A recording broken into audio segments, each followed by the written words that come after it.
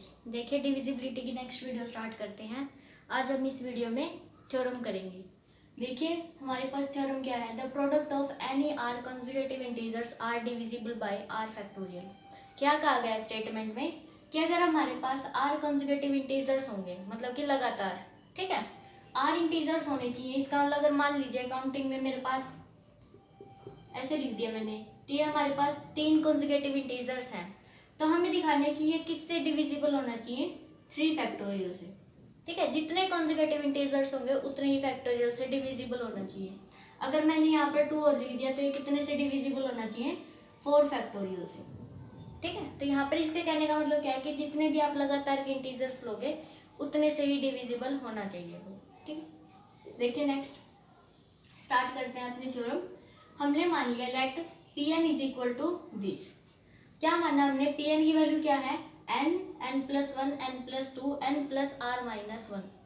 ये काउंटिंग में कितने नंबर्स हमारे पास टोटल, आर, क्योंकि यहाँ पर देखिए एन प्लस 0 से स्टार्ट हो रहा है और आर माइनस 1 तक जा रहा है। ठीक है, तो ये वाले तो काउंटिंग में हमारे पास आर माइनस 1 है और एक ये है, तो टोटल कितने नंबर्स हैं हमारे पास, आर।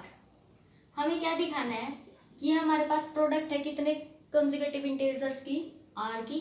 तो हम ये दिखा देंगे कि जो पी एन है वो किससे डिविजिबल होना चाहिए, आर फैक्टोरियल से, for all values of n. N की कोई भी वैल्यूज हो सकती है, for all N.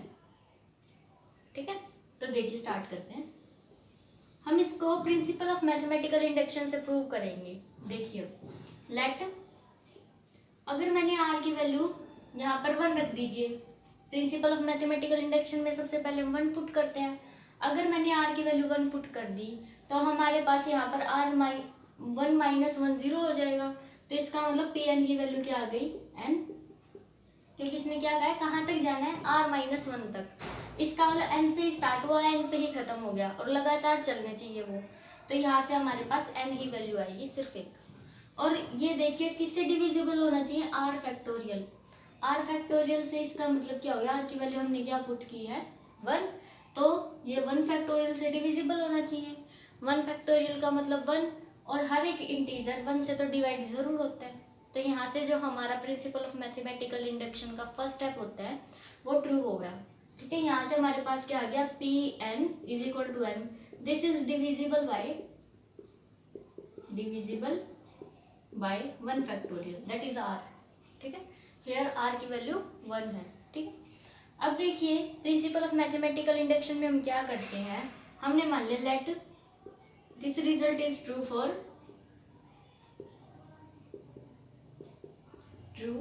For r minus 1।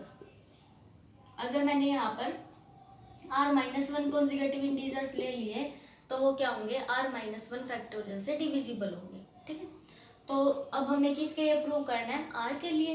तो देखते हैं, पहले हम यहाँ पर ना पी एन की जगह एन प्लस 1 पुट करते हैं। देखिए क्या आएगा, एन प्लस 1 रखेंगे तो यहाँ पर एन प्लस 1, यहाँ पर एन प्लस 1 हो जाएगा, यहाँ पर एन प्लस 2 हो जाएगा, कहाँ तक जाएगा, एन प्लस आर तक। ठीक है, अब अगर मुझे इसको इस जैसा बनाना है तो इसमें कौन सी चीज मिसिंग है, एन। यहाँ एन प्लस 1 से लेकर इससे पहले वाली कौन सी टर्म आएगी, एन प्लस आर माइनस 1 ही आएगी, क्योंकि कॉन्जुगेटिव चल रहे हैं, इससे पहले कम ही आएगी।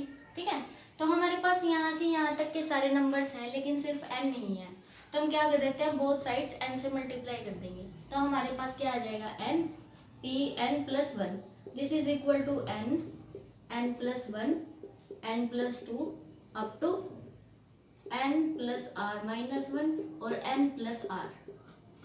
ठीक है, ये वैल्यू आ गई। अब देखिए ये वैल्यू किसकी है हमारे पास, पी एन की, तो यहाँ पर हम रख देंगे पी एन और साथ में है एन प्लस आर, मल्टीप्लाई कर देते हैं n P N plus r P n. N वाली टर्म्स एक साइड कर लेंगे, ये है और ये है। ठीक है, नेगेटिव हो जाएगा इस साइड आके, क्या बच जाएगा हमारे पास,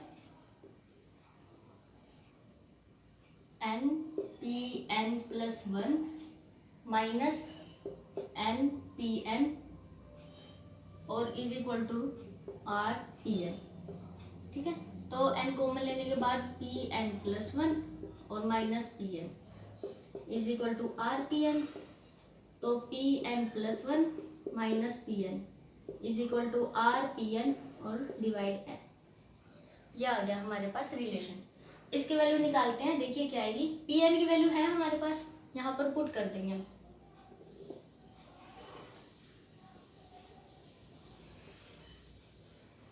P N plus one minus P N is equal to r, और वैल्यू रख देते हैं n, n plus one, N plus two, n plus r minus one और डिवाइड एन।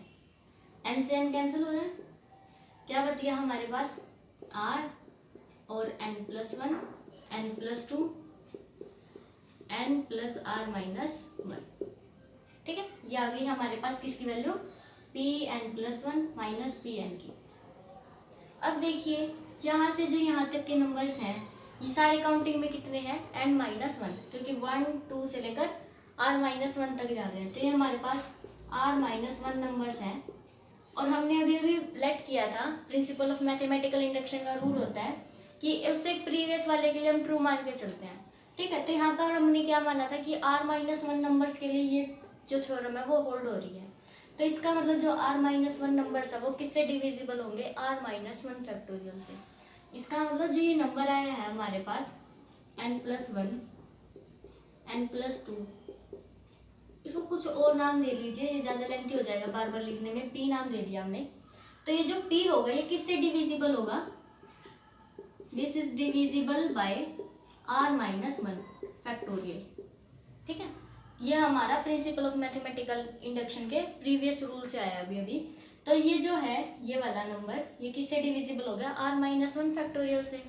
इसका मतलब हमारे पास जब हमने डिविजिबिलिटी पढ़ी थी तो वहां से हमारे पास क्या आता था, अगर p डिविजिबल है आर माइनस वन फैक्टोरियल से तो इसका मतलब p को कैसे लिख सकते हैं हम, k into are minus one factorial, है ना। क्योंकि p इससे डिवाइड हो रहा है तो इसका मतलब एक इंटीजर हमें ऐसा जरूर मिलेगा जिसकी मैं इससे मल्टीप्लाई करूँ तो p आ जाए। ठीक है, ये हमने प्रीवियस वीडियो में पढ़ा था। लिख देंगे यहाँ पर where k belongs to z। तो ये जो वैल्यू आई है हमारे पास p की, ये हम यहाँ पर पुट कर देते हैं, यही p है। ठीक है, तो यहाँ पर पुट कर देंगे P N plus one minus P N is equal to R as it is है। यहाँ पर हमारे पास k R minus one factorial आ गया। ठीक है, R into are minus one factorial, R factorial हो गया हमारे पास, तो k इंटू आर फैक्टोरियल। यहाँ से हमें क्या पता चला, p N plus one minus P N is divisible by r factorial. देखिए ध्यान से, क्योंकि इसकी वैल्यू क्या आ रही है, r factorial into some integer, और ये रूल किसका होता है, डिविजिबिलिटी का। तो यहाँ से हमें क्या पता चल गया, p N plus one minus P N is divisible by r factorial. अब ना हम यहाँ पर ये वैल्यू किसके लिए चल रही है, फॉर ऑल एन के लिए, n belongs to natural number. ठीक है, यहाँ पर आप कोई भी एन रख दीजिए। देखिए सबसे पहले हम P1 निकालते हैं, क्या आएगा, P1 निकालते हैं। P1 में क्या करेंगे, n की जगह 1 पुट कर देंगे, 1 2 3 और कहाँ तक जाएगा, 8 तक। हाँ, क्योंकि 1 माइनस 1 कैंसिल हो जाएगा, r आ गया, तो इसकी वैल्यू क्या आ गई, r फैक्टोरियल। अब देखिए P1 की वैल्यू r फैक्टोरियल है, r फैक्टोरियल से तो डिवाइड होगा ही, क्योंकि हमने पढ़ा था कल वाली वीडियो में कि every number divides itself, a divides a। तो यहाँ से हमारे पास क्या आ गया, जो P1 है वो क्या हो गया, r फैक्टोरियल से डिवाइड हो रहा है। और यहाँ पर देखिए अगर मैं यहाँ पर n की जगह 1 रख दूँ, Pn plus one minus Pn, ये किससे डिवाइड हो रहा है, r फैक्टोरियल से। तो अगर मैं यहाँ पर 1 रख दूँ तो P2 minus P1 is divisible bye r factorial, क्योंकि यहाँ पर फॉर ऑल n है, फॉर ऑल n में हम n की वैल्यू पुट कर सकते हैं। अब यहाँ पर P1 है, जो ये P1 है ये भी r फैक्टोरियल से डिवाइड हो रहा है, P1 also divisible by r factorial. और कल हमने थ्योरम्स की थी, if a divides b and a divides c, तो वो उनके सम को भी करेगा डिवाइड और माइनस को भी, ठीक है। तो a डिवाइड्स b प्लस सी और a डिवाइड्स b माइनस सी, ये हमने पढ़ा था कल। तो यहाँ पर हम वही रिजल्ट यूज करेंगे। यहाँ पर देखिए जो r फैक्टोरियल है वो इसको भी डिवाइड कर रहा है और r फैक्टोरियल p1 को भी डिवाइड कर रहा है, तो इनके सम को भी डिवाइड करेगा। तो सम करेंगे तो r फैक्टोरियल किसको डिवाइड कर देगा, p2 माइनस p1, और इनका सम करेंगे p1, क्या बचेगा हमारे पास r फैक्टोरियल डिवाइड्स p2। इसका मतलब r फैक्टोरियल ने p2 को डिवाइड कर दिया, यहाँ पर लिख देंगे p2 is divisible bye r factorial, ठीक है। इसी तरह हम यहाँ पर, अब जब हमने यहाँ पर n की जगह 1 वैल्यू रखी थी, अब 2 रख देंगे। देखिए 2 वैल्यू रखेंगे तो p3 minus p2 is divisible bye r factorial, और यहाँ पर अभी अभी हमने क्या निकाल दिया, p2 is divisible bye r factorial. तो वापिस से यही रूल लगा देंगे हम, हमारे पास क्या आ जाएगा, r factorial divides p3 minus p2 और प्लस p2, ठीक है। तो r फैक्टोरियल ने किसको भी डिवाइड कर दिया, p3 को भी, तो p3 is also divisible by r factorial. तो जैसे हम इसको प्रोसीड करते रहेंगे, हमारे पास कैसे निकल के आ रहा है, p1 भी, p2 भी, p3 भी, सारे के सारे नंबर्स हैं वो किससे डिविजिबल हैं, r फैक्टोरियल से। तो जब हम इसको जर्नलाइज करेंगे तो हमारे पास क्या आ जाएगा, p1 is divisible bye r factorial for all n, ठीक है। क्योंकि यहाँ पर हमने n की वैल्यू 1 से स्टार्ट की है, तो ये सब के लिए क्या हो रहा है, सेटिस्फाई हो रहा है, ठीक है। तो ये हमारी थ्योरम कंप्लीट हो गई। इसको ऐसे लिखना, यहाँ पर जर्नल ही हो गया, ठीक है, जर्नलाइजेशन के बाद आया। तो नेक्स्ट थ्योरम और करते हैं। देखिए जो अभी अभी हमने थ्योरम की है उसी की क्रोलरी है ये, हमें क्या प्रूव करना है, NCR इज इंटीजर, मतलब कि जो भी हम कॉम्बिनेशन की वैल्यू निकालते हैं वो ऑलवेज क्या आएगी, इंटीजर आएगी। तो इसका बस हमें फॉर्मूला ओपन करना है, वो देखते हैं क्या आएगा। देखिए NCR, इसकी वैल्यू क्या होती है हमारे पास, n factorial by r factorial n minus r factorial, ठीक है। इसको ओपन करके देखते हैं, n प्लस 1 सॉरी माइनस और n minus 2 n minus r plus 1 n minus r factorial, ऐसे लिख दिया हमने ताकि अब ये वाला कैंसिल हो जाए, ठीक है। यहाँ तक ओपन कर दिया था हमने, इससे ये कैंसिल हो गया। तो हमारे पास क्या बच गया, n minus r plus 1 divide r factorial. अब जो ऊपर वाले नंबर है वो देखिए काउंटिंग में कितने हैं, ये तो हमें पता है कि कॉन्जिक्यूटिव है। देखिए n माइनस 0 से स्टार्ट होके n माइनस r प्लस 1 तक जा रहे हैं, तो ये हमारे पास टोटल काउंटिंग में r नंबर्स हो गए, ठीक है। तो अगर ये काउंटिंग में हमारे पास r है, और अभी अभी हमने थ्योरम की थी कि अगर हमारे पास r कॉन्जिक्यूटिव इंटीजर्स होते हैं तो वो r फैक्टोरियल से डिविजिबल होंगे। इसका मतलब जो ये ऊपर वाला नंबर है ये हमारा r फैक्टोरियल से डिविजिबल है, ठीक है। तो अगर ये डिविजिबल है तो इसको हम ऐसे लिख सकते हैं k into r factorial. Divisibility की यही डेफिनेशन होती है, अगर कोई नंबर किसी दूसरे से डिविजिबल है तो उसको दूसरे इंटीजर्स के मल्टीप्लाई में लिख सकते हैं, ठीक है, where k belongs to integer. तो यहाँ से r फैक्टोरियल कैंसिल हो रहा है, ये k की वैल्यू होगी और k हमारा इंटीजर ही है। तो यहाँ पर हमें यही दिखाना था कि अगर हम NCR निकालेंगे उसकी वैल्यू हमेशा क्या आएगी, इंटीजर वैल्यू आएगी। देखिए बिल्कुल इजी क्वेश्चन है, लास्ट थ्योरम का इसमें यूज होगा। देखिए स्टार्ट करते हैं। क्या है इसमें, n minus 1 2 n minus 1 is divisible bye 6 से दिखाना हमें डिविजिबल होना चाहिए, ठीक है। तो देखिए हमारे पास नंबर क्या है, n माइनस 1 2 n माइनस 1, इनमें हमने कोई चेंज नहीं करना क्योंकि ये दिख रहा है हमें कॉन्जिक्यूटिव नंबर्स हैं n और n माइनस 1, ठीक है। इसको करते हैं हम कैसे अरेंज करें कि हम वो वाली जो थ्योरम है वो लगा सकें, ठीक। तो n minus 1 as it is. अब ध्यान से देखिए, अगर हम इनको देखें तो ये ऐसे आएगा, पहले n माइनस 1 आएगा फिर उसके बाद n आएगा। अगर कॉन्जिक्यूटिव देखने हैं या तो पहले नेक्स्ट क्या होना चाहिए n प्लस 1 या फिर इससे प्रीवियस वाला होना चाहिए, तभी ये 3 कॉन्जिक्यूटिव इंटीजर्स बन सकेंगे। ठीक है, तो हमें या तो ये चाहिए या ये चाहिए। तो अब देखिए हमारे पास है 2n-1, तो एक n हमने ऐसे लिख दिया और एक n ऐसे, n+n तो लिख सकते हैं इसको। अब -1 है, -1 को हम देखिए यहाँ पर -2 है और यहाँ पर +1 है, तो इसको हम ऐसे लिख सकते हैं -2 और ये +1। ठीक है, क्योंकि हमारे पास क्या बन जाएगा, -2 + 1 वापिस से -1 ही बन जाएगा, और हमें यही नंबर चाहिए ताकि ये कॉन्जिक्यूटिव ही बने रहे। ठीक है, इनमें कोई चेंज नहीं, तो इसलिए हमने इनको ऐसे लिख दिया। तो हमने सिर्फ इसको ब्रेक किया है। अब देखिए इसको ओपन कर लेंगे, n-1 n-2 और प्लस n+1 n-1। अब ये भी कॉन्जिक्यूटिव इंटीजर्स हैं और ये भी, और क्योंकि ये 3 है काउंटिंग में, तो इसका ये 3 फैक्टोरियल से डिविजिबल होगा और ये भी 3 फैक्टोरियल से। ठीक है, तो इसको हम कैसे लिख सकते हैं, सम इंटीजर इंटू में 3 फैक्टोरियल, k1 मान लीजिए इंटीजर प्लस k2 इंटू में 3 फैक्टोरियल। ठीक है, where k1 and k2 belongs to integers. अब देखिए 3 फैक्टोरियल का मतलब 6, दोनों में से कॉमन आ रहा है, तो 6 k1 प्लस k2। तो हमें यही दिखाना था, ये हमारे पास एक इंटीजर वैल्यू आ गई, 6 इंटू के लिख देंगे, where k is equal to k1 plus k2।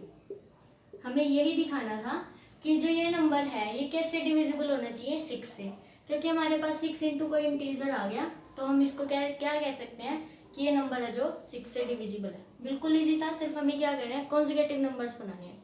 आपको अरेंज करने आने चाहिए कि हम इनको कैसे ब्रेक करें कि हमारे पास कॉन्जिक्यूटिव बन जाए।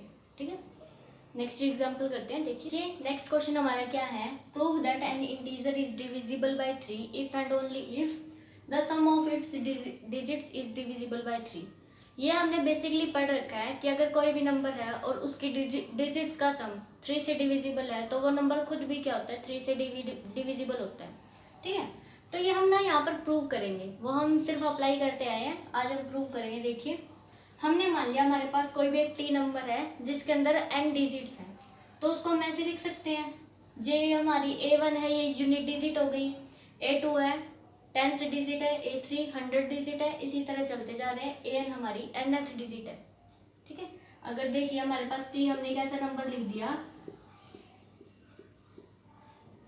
ये, तो ये हमारा a1 हो गया, ये a2 है, ये a3 है, ऐसे गिवन है हमें।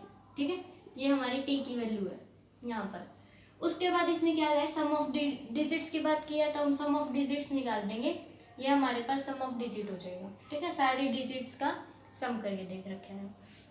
उसके बाद देखिए सबसे पहले इसने क्या कहा है कि क्योंकि यहाँ पर इफ एंड ओनली इफ की कंडीशन है, तो हमें दोनों तरफ से प्रूव करना पड़ेगा। पहले हमने मान लिया कि जो 3 है वो डिवाइड्स कर रहा है t को, मतलब कि हमारे पास जो नंबर है वो डिविजिबल है। ठीक है, तो हम क्या दिखा देंगे, उसका सम भी डिविजिबल होगा। तो देखिए अब पहले ना t की वैल्यू निकालते हैं, वो कैसे निकालेंगे हम, जैसे कि मैंने अभी नंबर लिखा हुआ ये नंबर है सपोज कीजिए, तो इसको हम कैसे निकाल सकते हैं, बेसिकली फ्रॉम द डिजिट्स। ठीक है, तो t को हम कैसे निकालते हैं, पहले हम यूनिट डिजिट लिखते हैं, फिर जो हमारी 10th डिजिट होती है उसको 10 से मल्टीप्लाई करते हैं, 10 into 0 plus 100 into next digit. ठीक है, ऐसे निकालते हैं हम कोई भी नंबर। अगर मान लीजिए इसके आगे और नंबर्स लिख दूं मैं, 1 और लिख दिया, तो हम इसको कैसे लिखेंगे, ऐसे।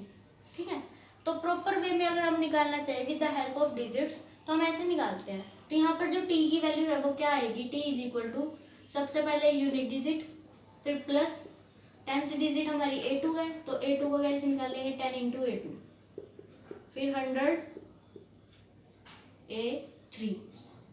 ठीक है, ऐसे चलता जा रहा है हमारे पास, और लास्ट में ये आ जाएगा। अब तो सॉल्व कर दीजिए आप। उसके बाद देखिए वैसे अगर आप लास्ट देखना चाहते तो आप निकाल सकते हैं, a2 है तो 10⁻1 है, a3 है तो 10⁻2 है, तो लास्ट में क्या आएगा, 10⁻n-1 an।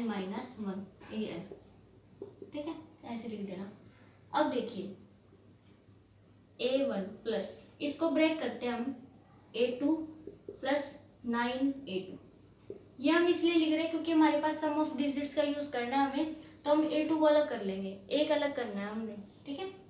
यहाँ पर 100 है तो A3 प्लस 999 A3, ठीक है। ऐसे चलता जाएगा, ये भी लास्ट में ऐसे ही आ जाएगा, आप अप टू सोन लिख देना, ठीक है। इनको अलग कर लेंगे हम, क्या आ जाएगा हमारे पास A1 plus A2 plus A3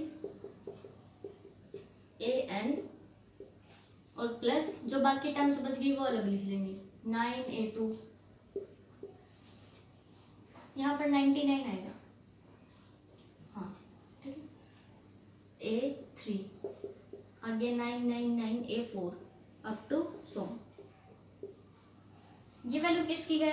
S की, और इधर T चल रहा है, S प्लस 9 कॉमन आ रहा है, A2 प्लस 11 A3 A4। अब देखिए हमारे पास पहले मान लीजिए हम T डिवाइड कर रहे हैं 7 को। अब देखिए हम क्या करेंगे, यहाँ पर जो हमारे पास क्या है 3 डिवाइड्स T, तो हम क्या करेंगे T इज इक्वल टू 3 का कोई मल्टीपल, ठीक है, विद इंटीजर। तो हम यहाँ पर T को कैसे लिख देंगे 3 इंटू K, जो हमारे पास क्या है वो इंटीजर है। पहले हमने क्या माना है 3 डिवाइड्स T माना है, ठीक है, is equal to S plus 9 into ये सेम क्वांटिटी। तो यहाँ से S की वैल्यू देखिए क्या आएगी, S is equal to 3K minus 9 into यही सेम क्वांटिटी लिख देंगे हम यहाँ पर A2 प्लस 11 A3, ठीक है। पूरे में से 3 तो कॉमन आ ही रहा है, तो 3K minus A2 plus 11 A3 up to so. देखिए यहाँ से क्या पता चला, S is equal to 3 into some number. तो यहाँ से हमें पता चल गया कि जो 3 है उसने किसको डिवाइड कर दिया, S को। S का मतलब सम को डिवाइड कर दिया, ठीक है। इसी तरह अगर हमारा जो S है वो 3 से डिविजिबल है तो हम यहाँ पर लिख देंगे, क्योंकि यहाँ तक तो हमारा सेम चल रहा था, यहाँ से हमने डिविजिबिलिटी लगाई है, ठीक है। तो यहाँ से तो हमारा ये वाला पार्ट हो गया, if 3 divides T then 3 divides S। अब हम क्या करेंगे 3 डिवाइड्स S लेके चलेंगे, तो यहाँ पर फिर से आ जाएगा, देखिए T इज इक्वल टू, क्योंकि 3 ने S को डिवाइड किया है तो 3 इंटू K1 मान लीजिए, क्योंकि इधर K माना था, अब K1 मान लेंगे, प्लस 9 इंटू सेम, यही नंबर आएगा, ठीक है। अब इसमें से फिर से 3 कॉमन आ रहा है, तो 3K1 प्लस 3 इंटू यही नंबर। तो यहाँ से हमारे पास क्या आ गया, इस 3 ने T को भी डिवाइड कर दिया। तो यहाँ से हमें क्या पता चल गया, if 3 divide sum then 3 divides that particular number, और इफ 3 डिवाइड्स नंबर देन उसके सम ऑफ डिजिट्स को भी क्या करेगा, डिवाइड करेगा, ठीक है। तो इसी तरह ना एक क्वेश्चन हो रहा है, उसमें यहाँ पर 9 है,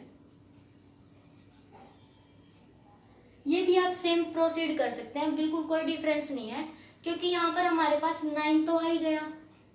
तो अगर यहाँ पर उसने 9 कह दिया तो यहाँ पर 9 आ जाएगा, और फिर पूरे में से 9 कॉमन आ जाएगा, तो वो 9 से भी डिविजिबल हो जाएगा, ठीक है। ये एक क्वेश्चन हो रहा है, तो आप इसको ऐसे ही सेम प्रोसीड करना है, ठीक है, प्रूव हो जाएगा ये। तो आज की वीडियो में इतना ही, नेक्स्ट टॉपिक हम नेक्स्ट वीडियो में करेंगे। Thank you.